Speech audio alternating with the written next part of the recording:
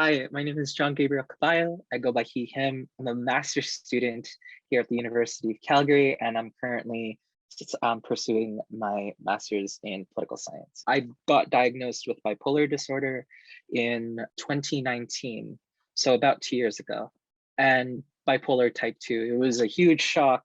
My whole life, I've thought I was depressed, and I've been diagnosed as depressed beforehand, and I've been diagnosed with anxiety. So throughout my high school and my undergraduate years, I was technically, for all intents and purposes, depressed and had clinical depression. In 2019, I was re-diagnosed with bipolar disorder type 2. And one of the problems and the differentiation between it is antidepressants actually trigger manic episodes.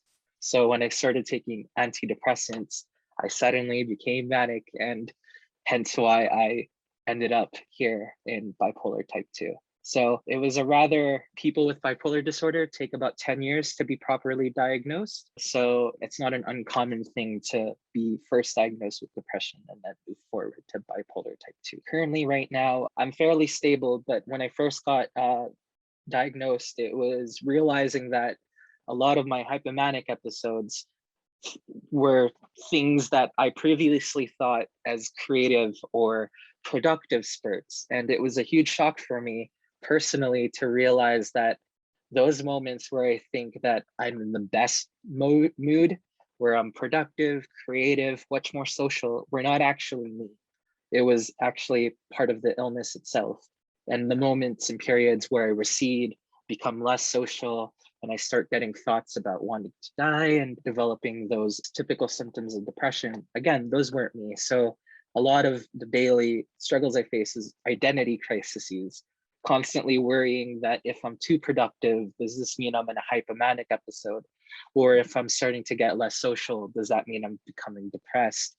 And having that constant anxiety about who I am and separating myself from my diagnosis is a common struggle. Recently, I've found support networks and trying to develop those early trigger signs have been really effective.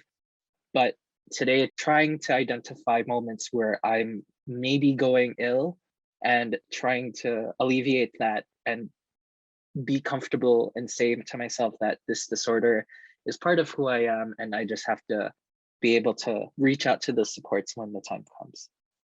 My mental illness journey has been a decade long. I've been on many antidepressants. I've changed prescriptions many times. I've done psychotherapy, some of the times covered with my health plan. During my gap year, unfortunately, I had to pay extraordinary to do at least 5 sessions.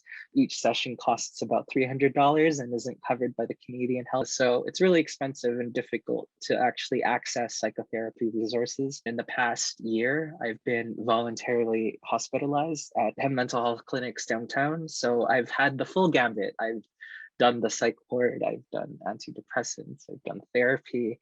And most recently, I found I've become more attuned to developing social networks and family approaches. So social networks, the therapies and family therapies, ensuring that people around me, my loved ones and my own family, are able to recognize early signs when I'm actually starting to develop episodes, when I'm in depressive moods, actually reaching out to people. I attend weekly support groups, peer support groups with the Organization for Bipolar Affective Disorders in Calgary, which is a really influential local organization for mental health. So throughout the past year, I've started developing those mental health supports, and primarily in response to the global pandemic. So realizing that I'm in a place where I've been able to be more comfortable with my diagnosis and be more confident in actually reaching out those resources has been really effective in my own mental health journey. And I'm proud to say that for the past 3 months, I've been relatively stable. So technically, it's not a cure. There's no such thing as a cure. All we can reach for is remission. And I'm technically in that positive headspace where I'm in remission.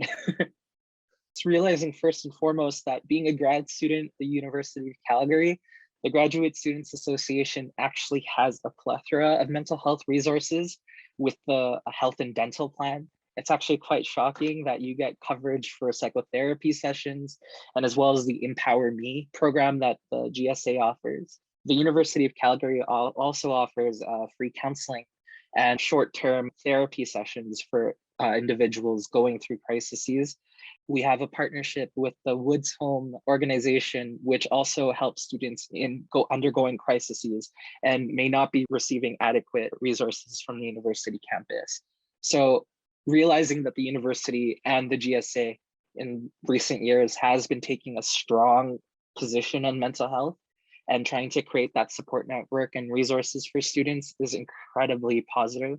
And you as a graduate student have access to these if you manage to reach out. So for me, it was all about exploring those resources and reaching out to the right amount of people, but knowing that they do exist and that you're not alone on the campus and that there are people, especially in the institutions that govern the university, that actually really care for your mental health being. So your journey shouldn't have to be tough and you're not alone. Right now, I'm vice chair for advocacy for the Mental Health and Wellness Subcommittee. And one of the roles I've been focusing on is participating in university committees and campus committees, talking to various stakeholders involved with the campus mental health strategy, the National Standard Committee, the Health and Dental Plan Committee, and others on campus, and being able to provide my lived experience as both a graduate student and a current person who lives with bipolar disorder and a person who has had those experiences accessing mental health resources both on campus and off campus, and delivering that to those meetings where I can talk to individuals who can make a difference on campus and can promote better resources and a better work environment for students. So those are some of the things I've been working on. In future, hopefully throughout the year, we can develop much more initiatives and events to promote mental health and wellness. In January, during coinciding with Canada's Mental Health Month, one of the things I'm hopefully going to do is to enter those spaces, provide my own experiences, and hopefully I can address some of the voices that may be missing from those conversations. So I'm really glad to be in this position, and I'm really grateful for the GSA to provide me those opportunities to be in this position and have my own voice heard.